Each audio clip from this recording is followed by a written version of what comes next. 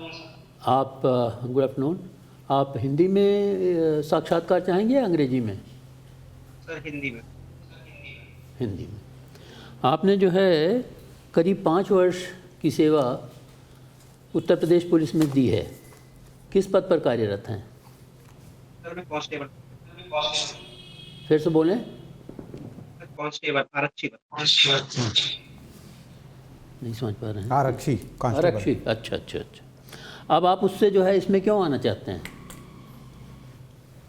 Sir civil services में आने का सर मेरा मतलब बचपन से ये था कि सिविल सर्विसेज में आऊँगा सर। उसके बाद सर सर जो कार्य संस्कृति या कार्य डाइवर्सिटी यहाँ पे है, जो सर वो विविधता है यहाँ पे। तो सर अगर मैं सिविल सर्विसेज में आता हूँ सर, तो मैं समाज के लिए और अपने परिवार के लिए अच्छा करूँगा। अभी आप कहाँ पर पोस्टेड हैं? अभी आप कहाँ पर पोस्टेड हैं? सर अभी मैं हरदोई में पोस्टेड मेरी है हरदोई में। आपने अपनी हॉबीज़ में दिया है playing and watching cricket. Playing and watching cricket,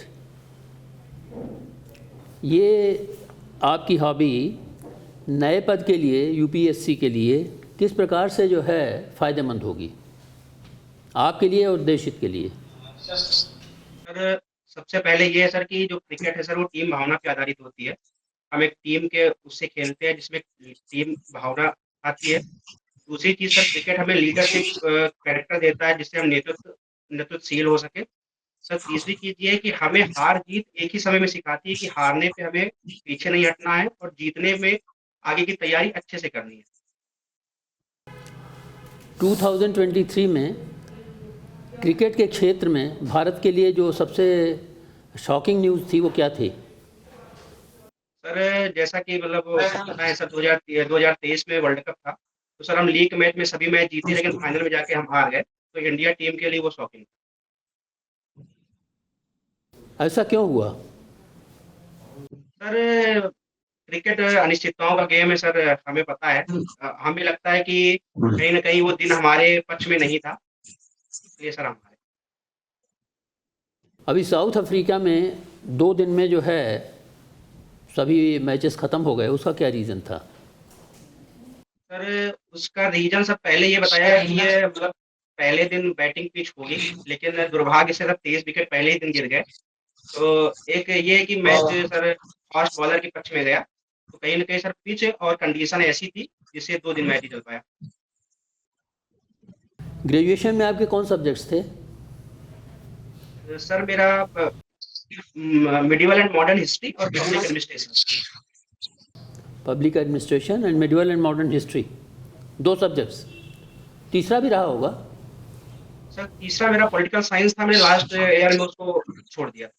अच्छा, लास्ट ईयर में जो है आपने वो कोर्स छोड़ दिया। जहाँ तक मेडिवल हिस्ट्री का सवाल है, आप जो है ये बताएंगे कि ये भारतवर्ष में मुग़ल राज्य की स्थापना किसने की? सर भारत भारत में सर बाबर ने की थी मुगल साम्राज्य की स्थापना। विस्तार पूर्वक वर्णन कीजिए। सर 1519 ईस्वी में मतलब बाबर ने भारत की तरफ रुख किया, क्योंकि काबुल में सर और मिडिल ईस्ट में सर मध्य एशिया में उसे इतनी सफलता नहीं मिल रही थी। फिर 1519 में उसने भेरा से अपना जो उत्तर पश्चिमी भारत का क्षेत्र है वहां से उसने आक्रमण स्टार्ट किया, और अंतिम अगर देखा जाए तो उसको 1526 में सफलता मिली। लोकप्रियता की दृष्टि से बाबर भारतवर्ष में कितना लोकप्रिय हुआ? सॉरी सर, मुझे सही से आवाज नहीं आ रही आपकी। बाबर जो है भारतवर्ष में क्या लोकप्रिय हुआ, लोकप्रिय नायक हुआ? सर लोकप्रिय नायक मैं नहीं बोल सकता हूँ, क्योंकि उसे इतना टाइम समय नहीं मिला, क्योंकि 5-6 साल का कार्यकाल उसका था। उसके बाद उसकी मृत्यु हो गई, तो मैं उसे भारत में लोकप्रिय नहीं मानूंगा सर। बाबर के सिपह सालार थे मीर तकी, तो बाबर के निर्देश पर उन्होंने राम जन्मभूमि मंदिर का जो है ध्वस्तीकरण किया और वहाँ पर मस्जिद बनाई। तो उस संबंध में आपका क्या कहना है? सर प्रायः देखा गया है कि सर जो मतलब मुस्लिम यहाँ के शासक थे, उनका ये था कि मस्जिदों का निर्माण वो करते थे। तो मीर तकी जो उनका सेनापति था, 1527, मैं अगर सही बोल रहा हूँ तो 1527-28 उन्होंने अयोध्या में बाबरी मस्जिद की स्थापना की। भारत का विभाजन हुआ तो उसके लिए कौन उत्तरदायी है? सर आवाज नहीं क्लियर आ रही है। हमारा प्रश्न आपको सुनाई दिया? Sir sorry sir, question sir सही से सुनाई नहीं दिया मुझे। Who was responsible for the partition of India? Bharat के विभाजन के लिए कौन जिम्मेदार था? जिम्मेदार को कौन था सर?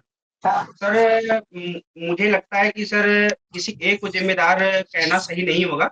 वो परिस्थितियां कुछ ऐसी थी कि भारत का विभाजन हुआ। उन परिस्थितियों का वर्णन कीजिए। सर परिस्थितियां ये थी कि सर अगर देखा जाए तो मुस्लिम लीग की स्थापना के बाद भी कहीं न कहीं मुस्लिम समुदाय में और उनके जो नेता थे मोहम्मद अली जिन्ना, उनके दिमाग में सर ये था कि हमें एक पृथक राष्ट्र चाहिए। और सर 1940 के बाद जब इस दिशा में प्रयास मुस्लिम लीग करने लगी कि हमें सर जो पाकिस्तान नाम आया कि रहमत अली जी ने दिया कि हमें उत्तर पश्चिम क्षेत्र में और बांग्ला जो आपका असम का और बंगाल का कुछ क्षेत्र है उसके नाम से पाकिस्तान दिया जाए। उसके बाद सर 1942 से लेकर 1947 तक, जैसे 1947 में पता है कि डायरेक्ट एक्शन मुस्लिम लीग ने घोषित किया। तो कहीं न कहीं सर मुस्लिम लीग दो राष्ट्र सिद्धांत के अनुसार अलग पाकिस्तान राष्ट्र की मांग कर रही थी। और सर उसी के आधार पर नस्ल हत्याएं हुई दोनों पक्ष में, चाहे हिंदू पक्ष हो या मुस्लिम पक्ष हो। तो सर कहीं न कहीं इसके लिए मैं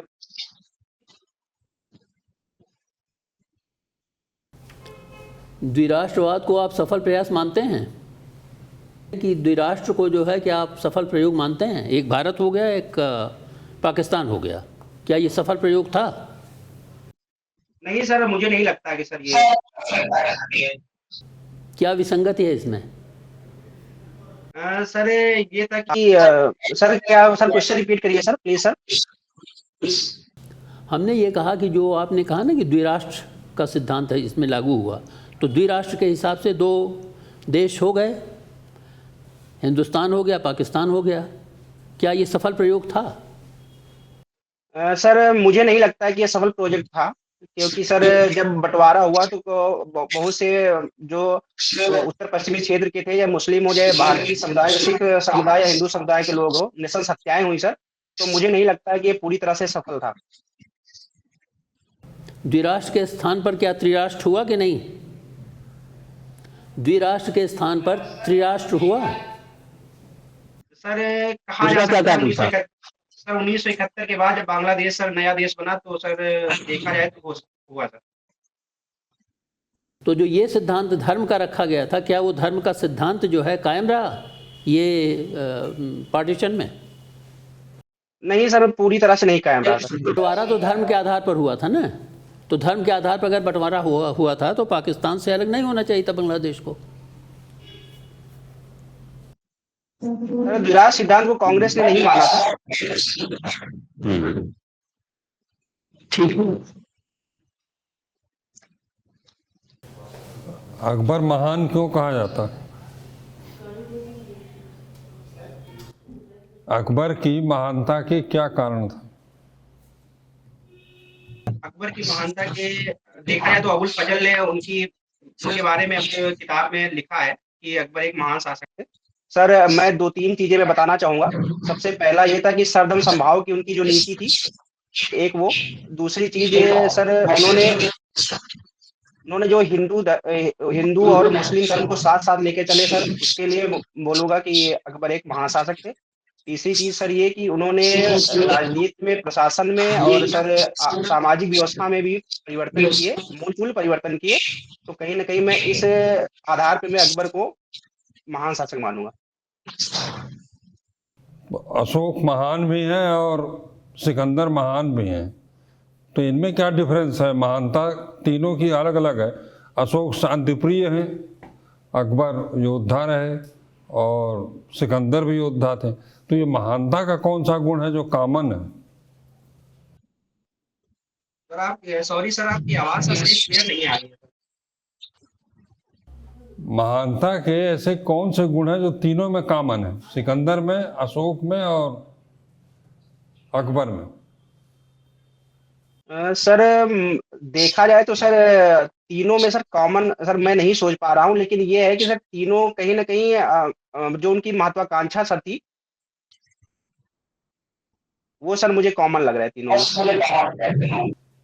महत्वाकांक्षा के कारण महान है। सर अभी मैं इतना सोच पा रहा हूँ, सॉरी सर। आप पुलिस विभाग में हैं, आरक्षी के पद पर। अभी आपको ड्यूटी के दौरान किन समस्याओं का सामना करना पड़ता है? एज आरक्षी आपको किन समस्याओं का सामना करना पड़ता है? सर आरक्षी पद पे सर जो समस्याएं हैं मैं आपको बताना चाहूंगा। सर सबसे पहली समस्या ये है कि कभी कभी जहां हमारी तैनाती वहां ड्यूटी के घंटे सर निश्चित नहीं है। कभी कभी ड्यूटी 16-16 घंटे पड़ जाती है हम लोगों को। सर दूसरी चीज सर ये है कि हर सभी आरक्षियों को बैरिक अभी अलॉट नहीं हुए हैं, तो एक उसकी समस्या है। सर तीसरी समस्या सर कभी कभी छुट्टियों की रहती है। तो सर ये 3 समस्या अभी मैं याद। मैं आरक्षी की समस्या नहीं पूछ रहा हूँ, मैं पब्लिक की समस्या पूछ रहा हूँ कि आपको ड्यूटी के दौरान पब्लिक से किन समस्याओं का सामना करना पड़ता है? सर पुलिस को क्या समस्या सामना कर रहा है, आपकी जनता को किस समस्याओं का सामना करना पड़ रहा है? आपके सामने जो रिस्पांस ड्यूटी के दौरान करने पड़ते हैं उसमें क्या क्या समस्याएं आती हैं, किस तरह की समस्याएं आती हैं? सर कभी-कभी सर क्या होता है कि सर पुलिस के स्वभाव को लेकर सर पब्लिक में विश्वास कम रहता है। तो सर एक डर का माहौल रहता है। तो हम हमेशा कोशिश करते हैं कि एक समाज को साथ में लेके चले और उनके अंदर पुलिस के प्रति जो डर का है, नफरत का माहौल है सर, उसको कैसे न कैसे विश्वास में बदले रहती है हमारी। कि लोगों में विश्वास कम क्यों हो रहा है? पुलिस के प्रति जो लोगों का नज़रिया है वो बदल क्यों रहा है? कैसे विश्वास बढ़ाया जा सकता है? सर उसके कई स्तर पे सर काम करने होंगे और हम कर भी रहे हैं। सर सबसे पहले ये है कि उनके अंदर एक सर सबसे पहले विश्वास की भावना जगाने के लिए सर हम क्या करते हैं, इनिशिएटिव उठा सकते हैं कि अपनी तरफ से प्रोएक्टिव अप्रोच कि सर अगर कोई घटना हुई है या कोई पीड़ित है तो कितने अच्छे तरीके से उनसे हम पेश आए और उनकी समस्याओं को सुने। सर अभी गोरखपुर पुलिस ने जनता ही सर्वोपरि पर जैसा इनिशिएटिव चलाया है जहाँ पे फरियादियों से मतलब पुलिस बहुत अच्छे तरीके से पेश आएगी और उनकी समस्याओं को सुनेगी। ड्यूटी के दौरान जो अपने वरिष्ठ अधिकारियों से जो सहयोग आप चाहते हैं मिलता है कि नहीं मिलता है? सर सर जहाँ मेरी पोस्टिंग है सर वहाँ पे सौभाग्य से सभी अधिकारी अच्छे हैं और वो हमारी मदद करते हैं। पुलिस विभाग में और क्या सुधार आप चाहते हैं कि आपके हिसाब से और सुधार हो जाए तो और उत्तरदायी पुलिस हो जाए पब्लिक के प्रति? सर मैं ट्रेनिंग स्तर से मैं शुरुआत करना चाहूँगा कि जो पुलिस विभाग में ट्रेनिंग मिलती है सर उसमें कंप्यूटर शिक्षा और साइबर सिक्योरिटी के बारे में अच्छी ट्रेनिंग हो। दूसरी सर ये है कि पुलिस विभाग में जो बुनियादी ढांचा अभी है, बुनियादी ढांचा वो उतना पर्याप्त नहीं है जितना होना चाहिए। बुनियादी ढांचे पे काम करना होगा। सर ये है कि समाज में विश्वास लेके चलना होगा। जो डर का माहौल पुलिस को लेकर है सर उसमें सुधार के लिए सर व्यवहारिक ज्ञान जरूरी है सर। आपने अभी 2 राष्ट्र की बात किया था, राष्ट्र क्या है, किसे आप राष्ट्र कहेंगे? सर मेरे अनुसार सर राष्ट्र का मामला है कि सर किसी भी भूमि के प्रति या राज्य के प्रति जब हमारी निष्ठा जुड़ जाती है तो हम उसे राष्ट्र की श्रेणी में रखते हैं। जो भारत में राज्यों का विभाजन हुआ है भाषा के आधार पर, क्या ये सही निर्णय है? जो राज्य बनाए गए हैं भारत में भाषा के आधार पर? सर भाषा के आधार पर सर 1950 के दशक में सर एक मूवमेंट चला था। भाषा के आधार पर सर राज्यों का गठन हुआ था। तो हमारी समझ से सर भाषा के आधार के साथ साथ प्रशासनिक सुविधाओं को देख के ही राज्य बनाने चाहिए। ये आज भारत में बेरोज़गारी मुख्य समस्या है। ये क्यों बेरोज़गारी बढ़ रही है? बेरोज़गारी दूर करने के लिए क्या किया जा सकता है? सर सबसे पहले देखा जाए तो भारतीय अर्थव्यवस्था सर जो सर्विस सेक्टर है उसकी ओर ज़्यादा तेज़ी से बढ़ रही है। तो जो हमारा सर ग्रोथ है वो जॉबलेस ग्रोथ मानी जाती है। तो सबसे पहले सर हम जो लेबर इंटेंसिव फील्ड है उसमें ज़्यादा से ज़्यादा कोशिश कर सकते हैं। सर दूसरी चीज़ सर ये है कि कृषि में सुधार करके हम ग्रामीण जनता को रोज़गार के अवसर प्रदान कर सकते हैं। तीसरा सर ये है कि हमें स्किल डेवलपमेंट पे काम करना होगा जिससे जो हमारे नवयुवक हैं वो स्किल सीख के अच्छे से रोजगार करें। और चौथा सर महिलाओं को हम लेबर फोर्स में शामिल करना चाहेंगे जिससे भारतीय अर्थव्यवस्था सुधरे। नहीं, क्या हमारी जो शिक्षा व्यवस्था वर्तमान में है वो बेरोज़गारी दूर करने के लिए पर्याप्त है या उसमें सुधार की आवश्यकता है? सर मुझे लगता है कि अभी सुधार की आवश्यकता है। उसमें किस प्रकार के सुधार किए जाएं? सर सबसे पहले ये कि मैन्युफैक्चरिंग सेक्टर को हमें अच्छा करना होगा। तीसरा सर जैसे सरकार पीएलआई स्कीम चला रही है सर इसको और मतलब बढ़ाने की जरूरत है। तीसरा सर ये कि जो फूड प्रोसेसिंग यूनिट है उसको उस पे हमें ध्यान देने की जरूरत है। सर चौथा ये कि जो हमारा शिक्षा जगत है जो हमारी शिक्षा है उसको हम रोजगार से कैसे जोड़ें सर इस पे और इनोवेशन पे हमें ध्यान देने की जरूरत है। ये आतंकवाद और उग्रवाद क्या है? सर आवाज नहीं आ रही सर क्लियर आपकी।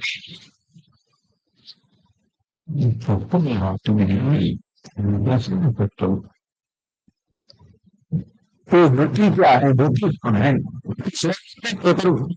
सबसे कौन है? क्या उनका विरोध है? सर माफी चाहता हूँ सर आपकी आवाज क्लियर नहीं आ रही मुझे।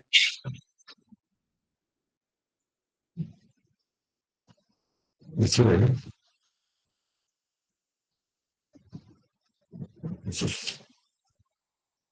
फिलिस्तीन और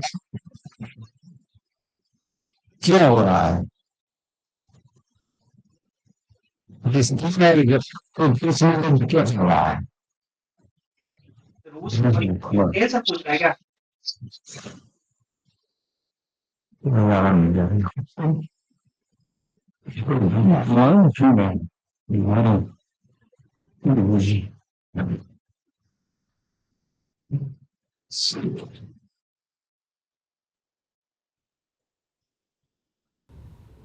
ये बताइए कि यूपीएससी और यूपीपीसीएस दोनों से यूपीपीसीएस से ऑप्शनल हटा दिया गया है, क्या ये सही कदम है?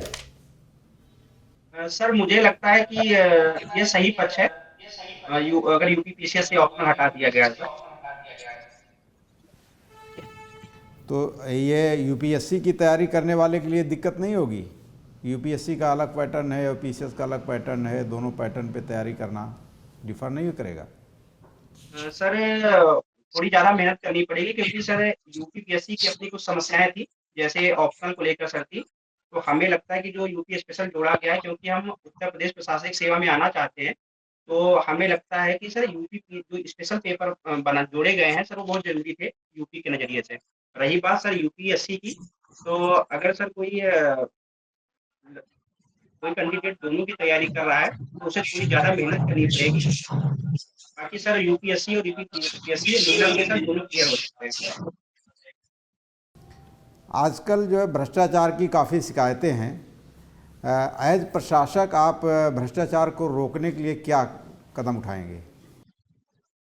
सर सबसे पहले मैं उस मामले का संज्ञान लूंगा कि भ्रष्टाचार कहाँ हुआ है। अगर सर मेरे विभाग से संबंधित है तो मैं निम्न सर कार्रवाई करूंगा। सबसे पहले इंश्योर हो जाऊंगा कि भ्रष्टाचार किसने किया है सर अगर मुझे सूचना मिलती है। दूसरी सर क्योंकि हर विभाग में सर एक प्रारंभिक जांच होती है भ्रष्टाचार की तो मैं सबसे पहले एक प्रारंभिक जांच करवाऊंगा और अगर वो दोषी हैं तो भ्रष्टाचार से संबंधित जो भी कार्रवाई होगी मैं उस पर करूंगा सर। अच्छा, क्या अभी आपको ड्यूटी के दौरान पॉलिटिकल प्रेशर आपके ऊपर आते हैं? कभी आपके सामने आया हो? या आपके ड्यूटी के दौरान कभी किसी मामले में आपके ऊपर कोई दबाव आया है किसी का आपने अरेस्ट करना चाहा हो, पकड़ना चाहा हो, मना किया गया हो उसके न पकड़िए, ऐसा कभी आपको ऐसी परिस्थिति का सामना करना पड़ा ड्यूटी के दौरान? सर मेरी ड्यूटी सर मैंने केवल मैं फील्ड की नौकरी सर मैंने अपने कार्यकाल में नहीं की है।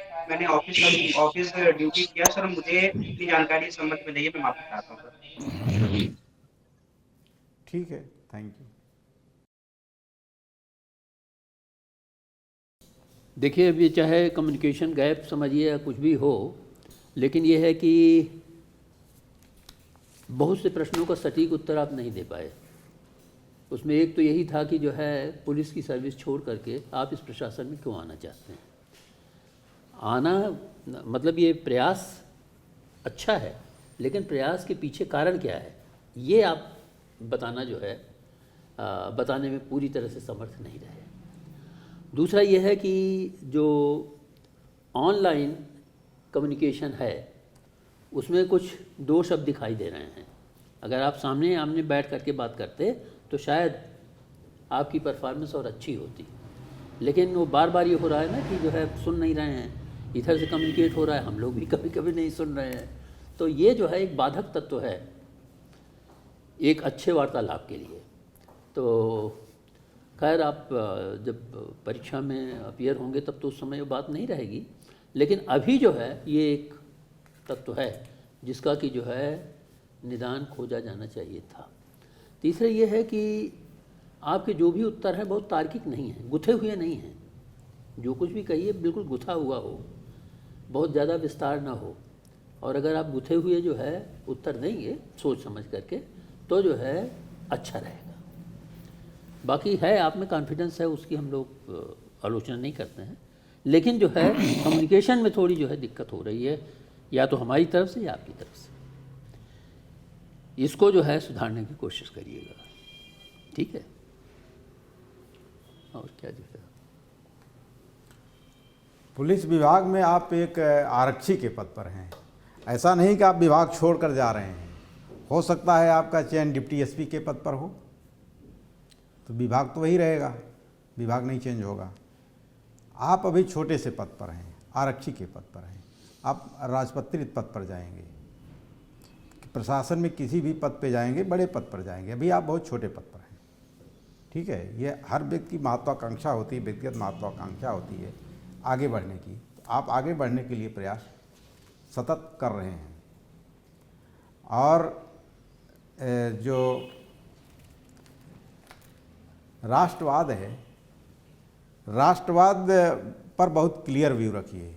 जो उस वहाँ के लोगों की जो इच्छाएं हैं, जो वहाँ के लोगों के विचार हैं, भावनाएं हैं, संस्थाएं हैं, उनके अनुसार जो कार्य होगा वही राष्ट्रवाद होगा।